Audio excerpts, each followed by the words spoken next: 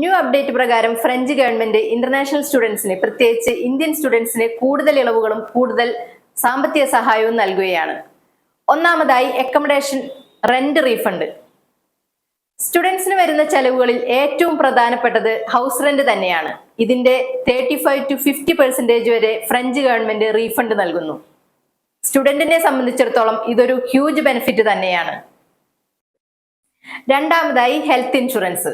മറ്റു രാജ്യങ്ങളിൽ ലക്ഷക്കണക്കിന് രൂപയാണ് ഇൻഷുറൻസിന് ചാർജ് ചെയ്യുന്നത്. ഫ്രാൻസ് ഗവൺമെന്റ് വെറും 30 യൂറോയ്ക്ക് ആദ്യ 3 മാസത്തെ ഇൻഷുറൻസ് സ്റ്റുഡൻസിന് ലഭിക്കുന്നു. പിന്നീടുള്ള പേയ്മെന്റ് ഫ്രഞ്ച് ഗവൺമെന്റ് ആണ് പേ ചെയ്യുന്നത്. ഇത് സ്റ്റുഡൻസിന് വലിയൊരു ആശ്വാസമാണ്. മൂന്നാമതായി ഇന്റേൺഷിപ്പ്. 6 മാസം പഠനം, 6 മാസം പെയ്ഡ് ഇന്റേൺഷിപ്പ്. ഇന്റേൺഷിപ്പ് സമയത്ത് 1200 യൂറോ പെർ മന്ത് ഏൺ ചെയ്യാനുള്ള അവസരമാണ് സ്റ്റുഡൻസിന് ലഭിക്കുന്നത്. ഇതിലൂടെ ഇൻകം പ്ലസ് എക്സ്പീരിയൻസ് അതാണ് സ്റ്റുഡൻസിന് കിട്ടുന്നത്. നാലാമതായി സ്കോളർഷിപ്പ്. 20 to 40% വരെ സ്കോളർഷിപ്പ് സ്റ്റുഡൻസിന് ലഭിക്കുന്നു. അപ്പോൾ ഇയർലി ട്യൂഷൻ ഫീസ് വളരെ കുറവായിരിക്കും. അടുത്തത് എലിജിബിലിറ്റി. എബോവ് 55% മാർക്കുള്ള സ്റ്റുഡൻസിന് അപ്ലൈ ചെയ്യാൻ കഴിയുന്ന പ്രോഗ്രാമുകളുമുണ്ട്. IELTS. +2 65% ഇംഗ്ലീഷിന് മാർക്കുണ്ടെങ്കിൽ IELTS വേണ്ട, അല്ലെങ്കിൽ IELTS 6ഉം PTE 59ഉമാണ് വേണ്ടത്.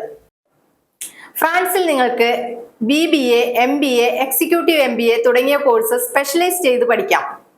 അതായത് data science, international business, international hospitality, artificial intelligence തുടങ്ങിയ കോഴ്സസിന് ഇപ്പോൾ വളരെയധികം ഡിമാൻഡ് ഉണ്ട്. Tuition fee. BBA approximate 6 lakhs per year, MBA 8 lakhs, executive MBA 10 lakhs. Executive MBA study gap വന്നവർക്കും 35 വയസ്സ് വരെയുള്ളവർക്കും അപ്ലൈ ചെയ്യാം. ഫ്രാൻസ് യൂറോപ്പിലെ മനോഹരമായ കൾച്ചറൽ ആൻഡ് ഫാഷനബിൾ കൺട്രിയാണ്. Technically high, life style very good.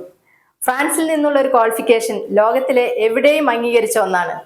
Paris, Leon എന്നീ നഗരങ്ങളിൽ ടൂറിസം, ഫാഷൻ, ഹോസ്പിറ്റാലിറ്റി, IT മേഖലകളിൽ ഉയർന്ന നിലവാരം പുലർത്തുന്നു.